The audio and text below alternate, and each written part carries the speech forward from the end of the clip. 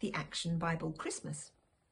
25 stories about the arrival of Jesus, and this one is number 23, called The Camel. I'm sure I've been walking a long time, but I don't mind. My legs are good for this sort of thing. Before this journey began, I was living in the stables of a king in a land far, far away. I love people visiting me, and I especially enjoyed carrying the king around in his kingdom. Then one day the king told me I was going on a long journey to a distant land. I would carry an old teacher who was entrusted to take the whole bunch of treasure to a new king in Israel.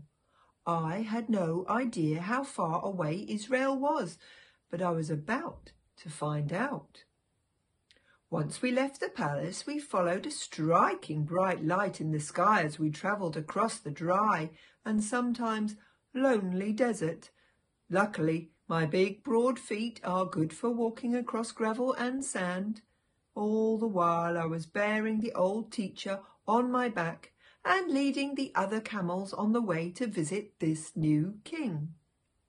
Being a camel, I didn't need much food or water. The large lumps on my back store all the energy I need for a long journey. As we travelled through deep valleys and tall mountains, and I took in the amazing sights, I kept blinking my long eyelashes to keep the sand out of my eyes. Eventually we came to a huge, wonderful city.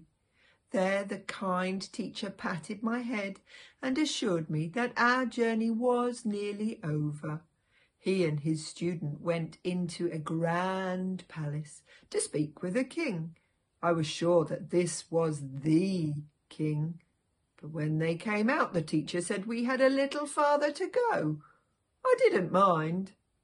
We saddled back up and set off for the little town. The star led us toward a small town just down the road from the big city. After walking for months and months, my feet are starting to tire and the humps need nourishment. While the teacher and his student have been very kind to me and the other camels, I could use some rest. We're almost at the little town now. I sure hope the teacher and his student can finally meet this new king. I wonder who he is.